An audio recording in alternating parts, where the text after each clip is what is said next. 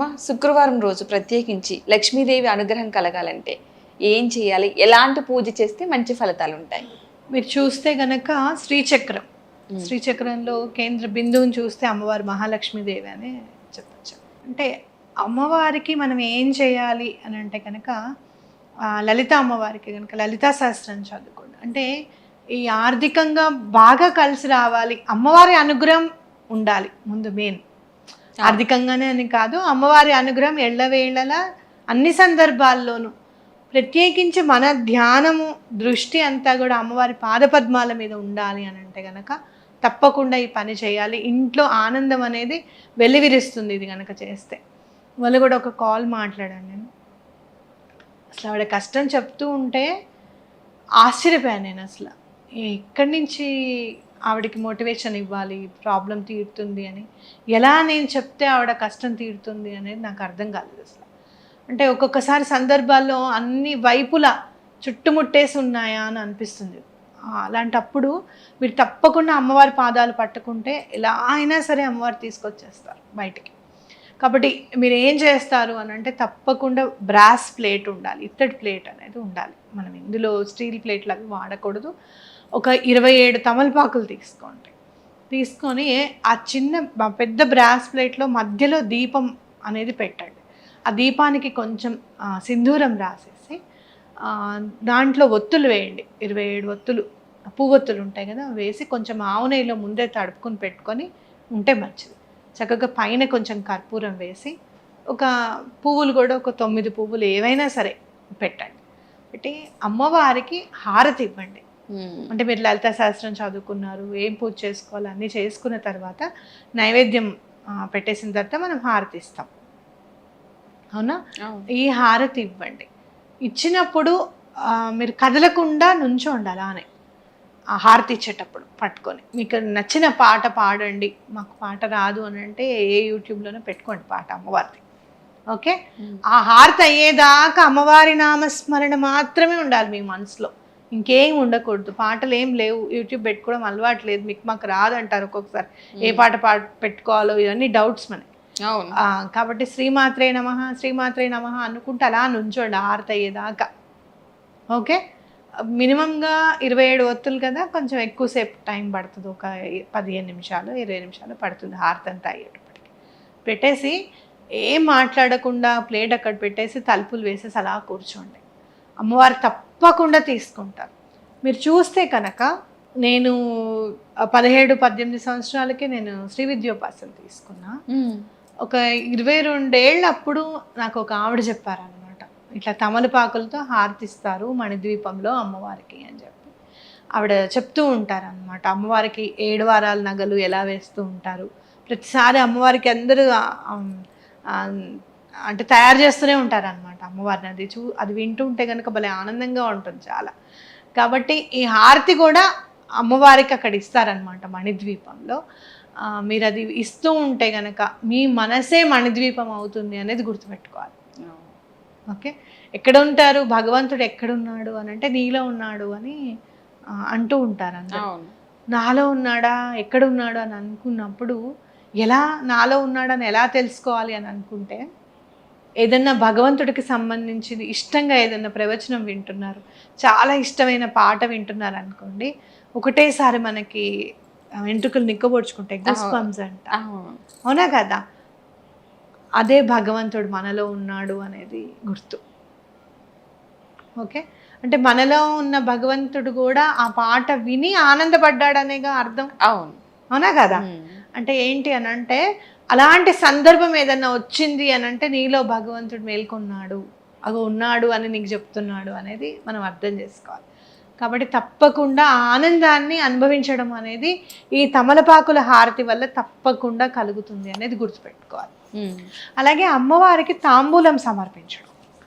మీరు నైవేద్యం పెట్టే తర్వాత తాంబూలం కూడా మనం అమ్మవారికి సమర్పిస్తాం. ఆ తాంబూలం కూడా చక్కగా మీకున్న దాంట్లో లవంగాలు, ఎలాచి, కొంచెం సుగంధ ద్రవ్యాలు ఏవైతే ఉన్నాయో అవన్నీ చక్కగా గ్రైండ్ చేసుకొని పొడి చేసుకొని పెట్టుకుంటే, తమలపాకులు కొంచెం ఆ పొడి పెట్టేసేసి కలిపేసి లవంగంతో మీరు పెట్టేశారనుకోండి, పినప్ చేశారు, బయటికి రాకుండా దూర్ చేస్తే అమ్మవారికి అది సమర్పిస్తే కూడా చాలా మంచిది అనమాట. ఓ. మీకు మూక పంచసతి అలానే వస్తుంది. మ్మ్హ్మ్. అమ్మవారి తాంబూలం వేసుకుని అక్కడ గుడిలో నడుచుకుంటూ వస్తారనమాట. తాంబూలం తీసిస్తే నేను ఎంగిల్ నేను తినను అంటాడు ఒకతను. పక్కన మూగవాడు ఉంటాడు, ఆ మూగవాడికి అమ్మవారు ఇస్తుంది. అది పెట్టుకున్నందుకే మూక పంచసతి వచ్చింది. 500 శ్లోకాలు అసలు అనర్గళంగా అమ్మవారి మీద రాశారు. ఓ. మరి అమ్మవారు అడుగుతారు, నీకు ఇంకేం కావాలంటే, నాకు మళ్ళీ నేను మగవాడిని అయిపోవాలమ్మా, నిన్ను కొలిచిన నోటితో మామూలు మాటలు మాట్లాడకూడదు ఇంక నేను అని అంటారు ఆయన. ఓ. చూడు మరి అంటే జ్ఞానం అనేది మన పిల్లలకి జ్ఞానం కావాలని అనుకున్నప్పుడు అమ్మవారికి తప్పకుండా తాంబూలం సమర్పించడం, అది మీకు ఇష్టం ఉన్న వాళ్ళు దాన్ని ప్రసాదంగా తీసుకోవచ్చు అనమాట. కాబట్టి శుక్రవారం రోజు ఎక్కువగా అమ్మవారి పూజ అలంకరణ కానివ్వండి, పువ్వులు సమర్పించుకోవడం కానివ్వండి, ప్రత్యేకంగా చేస్తే చాలా మంచిది. అలా లలితా సహస్రం 3 సార్లు చదువుకోవడం కానివ్వండి చేస్తే చాలా మంచిది అనమాట. కాబట్టి ఈ హారతి ఇస్తే కనుక ఎలాంటి ఇబ్బందులైనా తొలగిపోతాయి అనేది గుర్తుపెట్టుకోవాలి. చాలా సందర్భాల్లో మేము అసలు బిజినెస్ పెట్టాలనుకున్నాము, మేము చాలామందికి చెప్పాను, ఇది నేను బిజినెస్ పెట్టాలనుకున్నా, నాకు ఎక్కడ మాకు సెట్ కాలేదమ్మా, హారతి ఇచ్చిన తర్వాత 2 వారాలు హారతి ఇచ్చామో లేదో 3వ వారం మాకు సోర్స్ దొరికింది బిజినెస్ పెట్టుకోవడానికి అని చెప్పిన వాళ్ళు కూడా ఉన్నారు. పిల్లల పెళ్ళిళ్ళు కుదిరిన వాళ్ళు ఉన్నారు, లేకపోతే ఇంట్లో గొడవలు అవుతూ అసలు చాలా ఇబ్బందిగా ఉంది అని అంటే ఆ ఇబ్బందులన్నీ తొలగిపోయిన వాళ్ళు ఉన్నారు. కాబట్టి ఎవరైనా సరే ఈ పని చేస్తే కనుక శుక్రవారం ఇది ఒక దైనందిన జీవితంలో ఈ భాగం చేసుకుంటే కనుక చాలా మంచిది. అయితే ఒత్తులకి ఆవు నెయ్యి వాడితే మంచిది, అంత స్తోమత లేదమ్మా ఇప్పుడు మాకు అని అనుకుంటే కనుక నువ్వుల నూనె వాడుకోవచ్చు అన్నమాట. హారతి ఇచ్చేటప్పుడు ఒత్తులు ఉంటాయి కదా, ఆవు నెయ్యి వేయడం అనేది ఇంపార్టెంట్. ఒకవేళ ఆవు నెయ్యి కాదండి మాకు దగ్గర లేదు అంత అంటే మీరు నువ్వుల నూనె వాడుకున్నా కూడా పర్వాలేదు, గానుగ నూనె వాడుకున్నా కూడా పర్వాలేదు అనమాట. ఎలా అయినా సరే అమ్మవారి అనుగ్రహం ఉంటుంది. మనం చేసే శ్రద్ధ చాలా ఇంపార్టెంట్. అమ్మ, అదే శుక్రవారం రోజున ఇంకా ప్రత్యేకించి అమ్మవారిని ఇంకా పూజించడానికి ఏమైనా ఆప్షన్స్ ఉన్నాయంటారంటే, అంటే ఒక తమలపాకులతో అన్నది చాలా గొప్పగా చెప్పారు కదా, ఇంకా తమలపాకులతో పాటుగా కాకుండా మరి ఇంకేమైనా?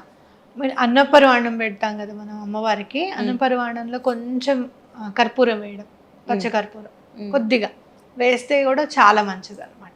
అలాగే మందార పూలతో పూజ చేయడం, మాకు ఒక్క మందార పువ్వు అయినా సరే పెడితే అమ్మవారికి చాలా ఇష్టం. అలాగే మీరు చూస్తే కనుక గులాబీలతో పూజ చేస్తే కూడా అమ్మవారికి చాలా ఇష్టం, గులాబీలతో పూజ చేయడం. అలా మీరు అనుకుంటే కనుక ఒక అమ్మవారి అష్టోత్తరం ఉంటుంది కదా, మీరు లలిత అమ్మవారి అష్టోత్తరం చదివితే చాలా మంచిది, లేదు మహాలక్ష్మి అష్టోత్తరం కూడా చదువుకోవచ్చు అనమాట. అలా 108 పూలతో పూజ చేయడం అనేది. అలాగే మీరు మణిద్వీప వర్ణన అని ఉంటుంది, మణిద్వీప వర్ణన చాలా సులువుగా రాశారు తెలుగులో, అలాగే సంస్కృతంలో కూడా ఉంటుంది. మీకు ఏదైనా ఇల్లు కొనుక్కోవాలి ఖచ్చితంగా అని అనిపించినప్పుడు మణిద్వీప వర్ణన చేస్తే కూడా చాలా మంచిది అనమాట. మా ఇంట్లో అందరం కూర్చుని చదివితే మంచిది, లేకపోతే ఒక్కళ్ళైనా సరే మణిద్వీప వర్ణన చదివితే కనుక చాలా మంచిది. అలాగే మీరు ఇల్లు కొనుక్కోవాలనుకుంటున్నారు, ఆ ఇంటికి కూడా ఒక పేరు, ఎంత బాగుంది కదా, ఇంటికి కూడా ఒక పేరు పెడతాము, అమ్మా ఈ పేరు పెడుతున్నాము, నీ పేరు తల్లేది, ఈ పేరే మేము పెడదాం అనుకుంటున్నాను ఇంటికి, ఆ ఇల్లు నాకు సమకూరేటట్టు చూడు అని చెప్తే తప్పకుండా ఆ మణిద్వీప వాసిని మీకు కూడా ఒక మణిద్వీపాన్ని ఇస్తుంది. అది నమ్మండి తప్పకుండా. ఎందుకు అని అంటే కనుక నేను అలానే దండం పెట్టుకున్నాను, మేము ఇల్లు కట్టుకోవాలమ్మా అని చెప్పి మా ఇంటికి అలానే శ్రీమణిద్వీపం అని పేరు పెట్టాం.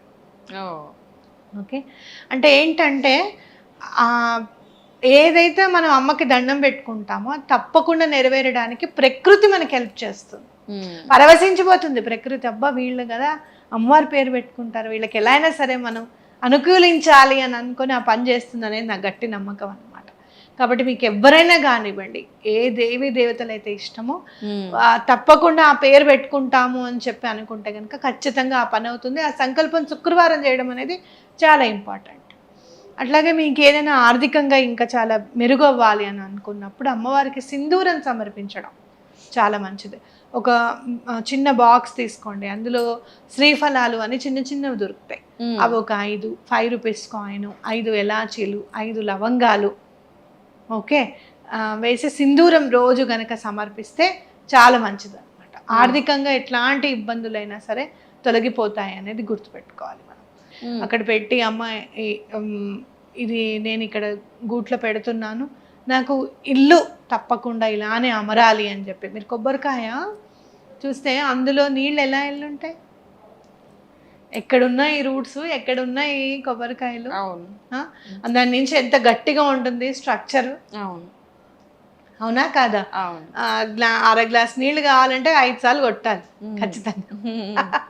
అవునా కాదా? అవును. అంటే అలా అలా నీరు ఎలా అయితే లోపలికి చేరిందో, ఎలాంటి సందర్భాలైనా సరే ఇల్లు మనకి అమరేటట్టుగా కొబ్బరికాయ చేయగలుగుతుంది అనేది నమ్మాలి. ఓకే. అంటే ఎలాంటి కోరికైనా కూడా అలానే నెరవేరుతుంది. అందుకే కొబ్బరికాయని ఇన్వాల్వ్ చేసింది మన జీవితంలో. అందుకని ఆ పూర్ణం కొబ్బరికాయ తీసుకెళ్ళి అమ్మవారికి సమర్పించడం గుళ్ళో, అమ్మ ఈ పని అయ్యేటట్టుగా చూడు నాకు అని చెప్పి చేయండి. ఇలా శుక్రవారం ప్రత్యేకంగా ఏదైనా అమ్మవారికి చేస్తే చాలా మంచిది. అనుకున్న పనులన్నీ నెరవేరడానికి అవకాశం ఉంటుంది. అంటే అమ్మవారికి ఇష్టమైనవి ఆవిడకి తయారయ్యేవన్నమాట. పసుపు కుంకుమ ఇవ్వడం, అట్లాగే సింధూరం ఇవ్వడం అమ్మవారికి, అట్లాగే పచ్చకర్పూరం ఇవ్వడం. హారతి ఇచ్చేటప్పుడు ఈ పచ్చకర్పూరంతో ఇవ్వండి స్వామి అని చెప్పి అక్కడ సమర్పించి రావడం, ఇలాంటివన్నీ చేస్తే చాలా మంచిది అనమాట. అనుకున్న పనులన్నీ కూడా నెరవేరడానికి అవకాశంగా ఉంటుంది. అవును, నిజంగానమ్మా చాలా మంచి విషయాలు తెలియజేశారమ్మా. ధన్యవాదాలు.